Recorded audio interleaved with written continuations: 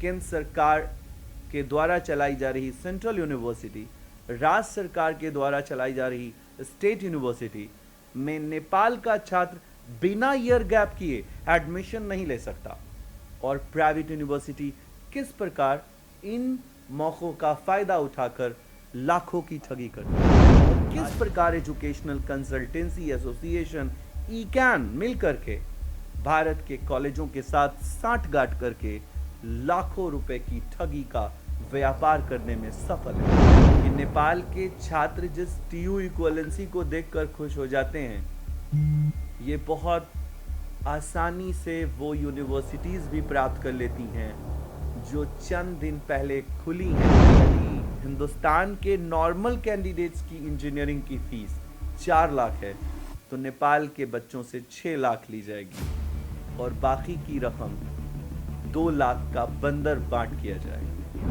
हमें वीज़े और पासपोर्ट की कोई ज़रूरत एक दूसरे के लिए नहीं है। हिंदुस्तान गवर्नमेंट की हर सेंट्रल यूनिट की एफिलिएशन बॉडी में कहीं भी नेपाल के छात्रों को अलग से फीस देने की कोई नोटिस भी नहीं लगाई है।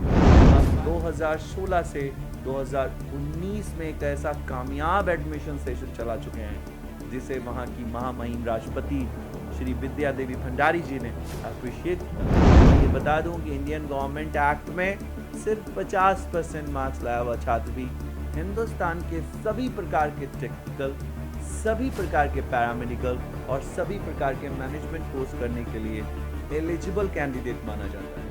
50 मिनिमम परसेंटेज से 10वीं और 12वीं में पास होगा तो मैं उसे हिंदुस्तान में सिर्फ खाने और रहने और एग्जाम के छोटे से खर्चे पर हिंदुस्तान के कन्याकुमारी से कश्मीर तक में उसे किसी भी शिक्षा लेने की आज़ादी देने के लिए उसके साथ खड़े। गुड मॉर्निंग, नमस्ते नेपाल। आज का ये वीडियो रोजमाइन ट्रस्ट की तरफ से कई जानकारियों को लेकर जारी किया जा रहा है। 2023 सेशन में एडमिशन की प्रक्रिया के साथ साथ हम नेपाल के सभी छात्र अभिभावकों को ये बताना चाहते हैं कि क्यों नेपाल का छात्र हर करंट सेशन में एडमिशन नहीं ले पाता। नेपाल स्टूडेंट्स की फीस स्ट्रक्चर और इंडिया में पढ़ रहे नॉर्मल इंडियन स्टूडेंट्स की फीस स्ट्रक्चर क्यों बदल दी जाती है, क्या ये कानूनी तौर पर सही है। आज हम इस वीडियो में ये बात करेंगे कि क्यों हिंदुस्तान के एजुकेशन सिस्टम की जो सबसे क्रीम डिग्री है, केंद्र सरकार के द्वारा चलाई जा रही सेंट्रल यूनिवर्सिटी, राज्य सरकार के द्वारा चलाई जा रही स्टेट यूनिवर्सिटी में नेपाल का छात्र बिना ईयर गैप किए एडमिशन नहीं ले सकता और प्राइवेट यूनिवर्सिटी किस प्रकार इन मौकों का फायदा उठाकर लाखों की ठगी करते हैं।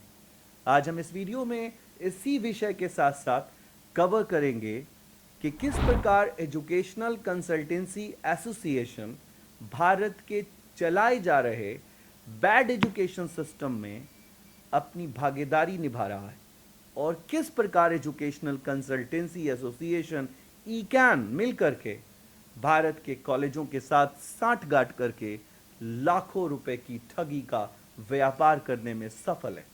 नेपाल को जानना जरूरी है, तो मिलते हैं इस पूरी वीडियो में और बहुत दिनों के बाद इस विषय पे चर्चा करते हुए मैं साथ ही साथ एक अपील भी करूंगा कि इस मुल्क में, हमारे देश में, इंडिया में जितने लोग हमारा वीडियो नहीं देखते हैं उससे कहीं ज़्यादा लोग नेपाल में, इतना प्यार है नेपाल का हमारे साथ, इतना विश्वास रहा है नेपाल का हमारे साथ और इस विश्वास ने इस रिश्ते को इतना गहरा किया है। मैं उम्मीद करता हूँ कि इस वीडियो को भी नेपाल उस हर आखिरी घर तक पहुँचाने में हमारी मदद करेगा। नेपाल के छात्र और अभिभावक, इंडिया में पढ़ने की ख्वाहिश रखने वाले सभी बच्चों को ये पता होना चाहिए कि नेपाल सरकार जानबूझ करके 10वीं और 12वीं के रिजल्ट को लेट निकालती है। हिंदुस्तान में जब 15 अगस्त के बाद हिंदुस्तान के राज्य सरकार की और सितंबर में केंद्र सरकार के लगभग सभी प्रकार की काउंसलिंग सेशंस खत्म हो जाती हैं तो नेपाल 10वीं और 12वीं का रिजल्ट घोषित करता है। ऐसा करने से भारत में एक ऐसी चल रही व्यवस्था जिसकी कोई आखिरी डेट नहीं है, उसे कहते हैं प्राइवेट डीम्ड यूनिवर्सिटी, इसका भरपूर फ़ायदा उठाती है। साथ ही साथ मैं आपको ये भी बता दूं कि नेपाल के छात्र जिस टीयू इक्वलेंसी को देखकर खुश हो जाते हैं, ये बहुत आसानी से वो यूनिवर्सिटीज़ भी प्राप्त कर लेती हैं जो चंद दिन पहले खुली हैं, जो 2 साल पहले वो पहले कॉलेज थे और वो यूनिवर्सिटी बनने के बाद हर तरह के मनमानी डिज़ाइन कोर्स बनाकर नेपाल को परोसने का काम कर रही हैं। हिंदुस्तान के उन यूनिवर्सिटीज़ का तो फ़ायदा हो रहा है, पर नेपाल के उन गरीब बच्चों का एक बड़ा रकम ऐसी प्राइवेट यूनिवर्सिटीज़ अपने डिज़ाइन प्रोग्राम के ज़रिए लूटने में सफल हैं। ये कहना बुरा नहीं होगा, नेपाल सरकार को सब कुछ पता है कि नेपाल से हिंदुस्तान में पढ़ने की ख्वाहिश रखने वाले सभी छात्रों को एडमिशन हिंदुस्तान की स्टेट टेक्निकल और सेंट्रल यूनिवर्सिटीज़ के अंदर एडमिशन तभी मिल पाएगा जब नेपाल गवर्नमेंट अपना रिजल्ट मार्च और अप्रैल या मई या जून में घोषित करेगी, मतलब अगस्त महीने से पहले। अगर बच्चे का रिजल्ट नहीं आया तो वो बच्चे हिंदुस्तान के किसी भी एडमिशन की काउंसलिंग में खुद को शामिल नहीं कर पाएंगे। मैं नेपाल के इस बनाए हुए वीडियो से नेपाल सरकार के सभी मुखियाओं से और सभी पदाधिकारियों से अपील भी करना चाहता हूं कि आप अपने +2 का रिज़ल्ट उस समय दें जब भारत के स्टेट सरकार और केंद्र सरकार के एडमिशन्स की प्रक्रिया चालू रह रही हो। अन्यथा एक बहुत मोटी फीस पर रद्दी और घटिया दर्जे के 90% यूनिवर्सिटीज़ ने दिल्ली बाज़ार में अपना अड्डा बना लिया है और जिसे सपोर्ट करती है ECAN, एजुकेशनल कंसल्टेंसी एसोसिएशन। इस मुद्दे में आगे बढ़ते हैं और आपको ये बताना ज़रूरी समझते हैं कि इंडिया में AICTE, INC, pharma council of India PCI जैसी सारी सेंट्रल बॉडीज़ और स्टेट टेक्निकल यूनिवर्सिटीज़ हिंदुस्तान की कन्याकुमारी से कश्मीर तक जितने भी बच्चों को पढ़ाती हैं, चाहे वो इंडिया के हों चाहे वो नेपाल के हों, उनकी fees structure fees fixation committee बनाकर तय की जाती है और जो बच्चे नेपाल से हिंदुस्तान पढ़ने आते हैं उन्हें किसी प्रकार की अलग से फ़ीस नहीं देने की ज़रूरत है। अगर कोई बच्चा ऐसा है जिन राज्यों में फॉरेन नेशन कोटा अप्लाई भी होता है तो वो दिल्ली से वो एक NOC ले आते हैं जिसकी रकम 20 से 25 हज़ार रुपये की होती है। लेकिन हिंदुस्तान में बैठे लोग जो नेपाल जाते हैं और जब वो दिल्ली बाज़ार के एजुकेशनल कंसल्टेंसी एसोसिएशन के उन दलालों से साठगांठ करते हैं तो दोनों में एक मेमोरेंडम साइन होता है कि यदि हिंदुस्तान के नॉर्मल कैंडिडेट्स की इंजीनियरिंग की फ़ीस 4 लाख है तो नेपाल के बच्चों से 6 लाख ली जाएगी और बाकी की रकम 2 लाख का बंदर बांट किया जाएगा। ये सच, ये हक, इसकी सच्चाई नेपाल का वो हर छात्र जानता है जो हिंदुस्तान में किसी कॉलेज में पढ़ रहा है और हिंदुस्तान के बच्चे की फ़ीस उससे बहुत कम है। ये वीडियो उन सभी अभिभावकों को देखना और समझना ज़रूरी है कि नेपाल हिंदुस्तान के साथ एक ऐसा रिश्ता रखता है कि आप एक धरता कटा करके अपनी गाड़ी ले जा सकते हैं नेपाल में और नेपाल इंडिया में। हमें वीज़े और पासपोर्ट्स की कोई ज़रूरत एक दूसरे के लिए नहीं है। हिंदुस्तान गवर्नमेंट की हर सेंट्रल यूनिट की एफिलिएशन बॉडी में कहीं भी नेपाल के छात्रों को अलग से फीस देने की कोई नोटिस भी नहीं लगाई है। नेपाल के छात्र बस पकड़कर 500 रुपये का खर्च कर पटना ऑफिस आ सकते हैं और हमसे डायरेक्ट मिल सकते हैं। हम 2016 से 2019 में एक ऐसा कामयाब एडमिशन सेशन चला चुके हैं जिसे वहाँ की महामहिम राष्ट्रपति श्री विद्या देवी भंडारी जी ने अप्रिशिएट किया था और आज 2023 में भी हम नेपाल में बेहतर सर्विसेज देने में सफल रहे। तो मैं कहना सिर्फ इतना सा चाहता हूँ कि नेपाल का कोई भी छात्र किसी भी धर्म और किसी भी जाति का 50% मिनिमम मार्क्स रखता है 10वीं और 12वीं में, और इंडियन एजुकेशन सिस्टम में वो एक छात्र एलिजिबल कैंडिडेट है, चाहे वो सेंट्रल यूनिट में हो चाहे वो स्टेट यूनिट में हो। मिनिमम उम्र की सीमा 16 साल से 17 साल कई कोर्सेज में, और मैक्सिमम उम्र की सीमा 35 साल तक की होती है।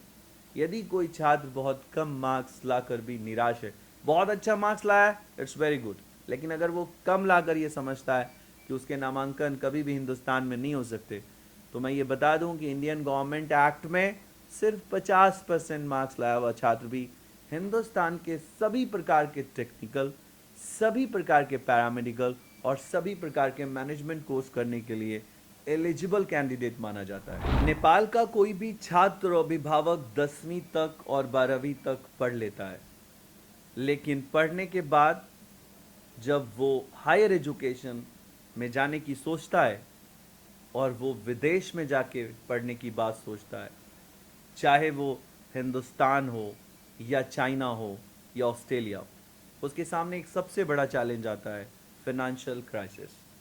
पैसे के अभाव में अनगिनत छात्र और अभिभावक अपने बच्चों के शिक्षा को ड्रॉप कर देते हैं। मैं रोजमाइन एजुकेशनल एंड चैरिटेबल ट्रस्ट का संस्थापक अभय संबर ये वचन देता हूँ कि कोई भी छात्र जो एलिजिबल होगा, जिसकी उम्र 17 साल, मिनिमम 16 साल से 17 साल और मैक्सिमम 35 साल होगी, और वो छात्र 50 मिनिमम परसेंटेज से 10वीं और 12वीं में पास होगा, तो मैं उसे हिंदुस्तान में सिर्फ खाने और रहने और एग्ज़ाम के छोटे से खर्चे पर हिंदुस्तान के कन्याकुमारी से कश्मीर तक में उसे किसी भी शिक्षा लेने की आज़ादी देने के लिए उसके साथ खड़ा हूँ। और साथ ही साथ वो बच्चा 88 कोर्सेज में से किसी भी टेक्निकल, पैरामेडिकल और मैनेजमेंट से खुद को जोड़ सकता है। हिंदुस्तान में सिर्फ मेरी ऑर्गेनाइजेशन किसी भी 5 साल के डॉक्टरेट डिग्री पर काम नहीं करती। हम किसी भी मेडिकल एजुकेशन में किसी भी छात्र की कोई मदद नहीं कर पाते, क्योंकि हमारी ट्रस्ट सिर्फ अभी तक 2023 तक सभी टेक्निकल, सभी पैरामेडिकल और सभी मैनेजमेंट प्रोग्राम पे काम कर रही है और इसमें सफल है। 2016 से 2023 तक की बहुत बड़ी सफलता मिली है नेपाल में रोजमाइन ट्रस्ट को। इस बीच में विद्या देवी भंडारी जी से जो मुलाकात हुई और उनका जो अप्रिसिएशन प्राप्त हुआ, जो विश्वास प्राप्त हुआ, उस विश्वास से भी हज़ारों हज़ार कैंडिडेट्स ने रोजमाइन पर अपना विश्वास जताया और नेपाल से खुद को लेकर अपने अभिभावक के साथ खुद को हिंदुस्तान की शिक्षा व्यवस्था से जोड़ने में सफल हुए। कहते हैं जब तक बेवकूफ़ जिंदा है तब तक चालाक मर नहीं सकता। यही रिश्ता है नेपाल के एजुकेशनल कंसल्टेंसी एसोसिएशन का वहाँ के भोले भाले अभिभावकों के साथ। क्यों करेंगे वो कोई दूसरा काम? क्यों कोई कंसल्टेंट नेपाल के किसी भी दूसरे इंडस्ट्री में, किसी मजदूरी में, किसी रोज़गार में खुद को जोड़ेंगे, जब उन्हें सिर्फ 1 साल में 2 ही बच्चों को फंसाने का 4 लाख रुपया, 3 लाख रुपया मिलता हो? तो हिंदुस्तान के अगर हम सैलरी सिस्टम को देखें तो 25,000 रुपये की पर महीने की कमाई करने वाले एक व्यक्ति का पैकेज साल का 3 लाख रुपया होता है। एजुकेशनल कंसल्टेंसी एसोसिएशन दिल्ली बाज़ार में बैठे अनगिनत कंसल्टेंसी चला रहे लोगों को सिर्फ 2 ही बच्चे नेपाल के फंसाने, और ये बाज़ार चलता हुआ अपने कई सालों को पूरा कर चुका है। मैं नेपाल के सभी अभिभावक और छात्रों से अपील करता हूँ, मेरे दोस्तों, मेरे भाइयों, मेरे वेल विशर्स, आप सभी लोग इस कोर धंधे को समझने की कोशिश कीजिए कि शिक्षा के व्यापारियों के हाथ में, जिन्होंने खुद अपने आप को शिक्षा से कोसों दूर रखा है, वो शिक्षा परोसने की बात कर रहे हैं। मेरी रिक्वेस्ट है कि आप हिंदुस्तान आइए और एक बात याद रखिएगा, हिंदुस्तान में 100% स्कॉलरशिप का मतलब ही होता है रोजमाइन। कई ऐसी संस्थाएं जो पहले कॉलेज चलाती थी, कई ऐसी संस्थाएं जो पहले कॉलेज में खुद की स्कॉलरशिप भी रोजमाइन के मॉडल पे डिज़ाइन करने लगी, वो सब असफल रही। कई ऐसे लोग जिन्होंने कई कॉलेजों में कार्यरत रहकर पदाधिकारी के रूप में काम किया, उन्होंने भी रोजमाइन ट्रस्ट की एक कॉपी पेस्ट बनाई। हिंदुस्तान में 100% स्कॉलरशिप की स्थापना 2007 में की गई थी और इसे पहली सफलता 2015 में तब मिली जब एपीजे अब्दुल कलाम साहब ने इस प्रोग्राम को मेंटरशिप का खिताब दिया और फिर उसके बाद इसे दूसरा खिताब 2019 में अवार्ड के रूप में, एक एप्रिसिएशन के रूप में विद्या देवी भंडारी जी ने राष्ट्रपति भवन में दिया और तब जाकर यहाँ के 14 गवर्नर्स ने, AICTE ने और CSR जैसे बिग अवार्ड्स रोजमाइन की टीम को प्राप्त हुए। तब जाकर एक विश्वास बना नेपाल के बच्चों और अभिभावकों का रोजमाइन ट्रस्ट के मिशन संकल्प पे। यदि आप हिंदुस्तान के एजुकेशन सिस्टम में अपने बच्चे को पढ़ाना चाहते हैं तो अपना पैसा, मजदूरी का पैसा, मेहनत का पैसा बर्बाद मत कीजिए और किसी भी कंसल्टेंसी के ज़रिए अपने बच्चे का नामांकन मत करवाइए, क्योंकि हिंदुस्तान के किसी भी राज्य सरकार में नामांकन की प्रक्रिया के लिए किसी माध्यम की ज़रूरत नहीं है, मेरी भी ज़रूरत नहीं है। अगर आप ट्यूशन फीस दे सकते हैं तो, यदि आपके पास पैसे का कोई अभाव है तब आप मेरी मदद ले सकते हैं, वरना डायरेक्ट 500 रुपया, 1000 रुपये की बस पकड़ के आप हिंदुस्तान आकर हिंदुस्तान के कन्याकुमारी से कश्मीर तक में कहीं भी नामांकन के लिए जा सकते हैं। आखिर में मैं सिर्फ ये कहूँगा अपने सभी नेपाल के बच्चों को, अभिभावकों को, कि यदि आप हिंदुस्तान के एजुकेशन सिस्टम से जुड़ना चाहते हैं और आपका रिजल्ट देरी से आता है तो आप 1 साल ईयर गैप कर दें, पर किसी प्राइवेट डीम्ड यूनिवर्सिटी में जाकर अपना करियर बर्बाद नहीं करें, क्योंकि हिंदुस्तान के अनगिनत यूनिवर्सिटीज़ में जिनको ब्लैक लिस्ट किया गया 2010 में, आप गूगल कर लें ब्लैक लिस्टेड यूनिवर्सिटीज़ 2010, और कई अभी जन्मी हैं 2-4 सालों में। एडमिशन लेने की ज़रूरत नहीं है, होम डिलीवरी भी अवेलेबल है। अगर आप पढ़ना चाहते हैं तो 1 साल ईयर गैप कर ले। अगर आप 1 साल ईयर गैप कर चुके हैं तब किसी प्राइवेट यूनिवर्सिटी में नामांकन की प्रक्रिया से जुड़ने का मतलब है आप शिक्षा के माफियाओं के साथ अपने आप को खड़ा कर रहे हैं। तो आइए मिलते हैं अभी इस सब्जेक्ट को समझने के लिए कि किस तरह ये रिश्ता पुराना है, उन अभिभावकों से जिन्होंने क्लासरूम में आकर अपनी सारी काउंसलिंग की प्रक्रिया को देखकर और क्या कुछ कहा। उनीहरूले यहाँ आउनुपर्छ, वहाँनिर त्यतिकै प्राइभेट इन्स्टिट्युटहरूबाट उहाँहरूले म यो गर्छु त्यो गर्छु भनेर दलालहरूको हातमा पर्नु हुँदैन। उनीहरूले यहाँ आउनुपर्छ र यो चाहिँ सही रास्ता हो, यहाँबाट सही रास्तामा आफ्नो फ्युचर बनाउनु। मलाई एकदम राम्रो लाग्दैछ। At first I had known about this through one of my brother who had also reading in Bangalore. Okay. वहाँ पनि बेंगलोरमा पढ्नु रहेछ। Okay, so your one of the family member is doing a study by Rosemine. Yeah. Kindly ऐसी डिग्रियों के जानकारी के बाद कुछ लोगों ने मेरा वीडियो देखा और फिर यहाँ आए। उन्होंने अभी 2023 में काउंसलिंग शुरू होने से पहले खुद को 2023 के लिए हमारे साथ रजिस्टर्ड किया।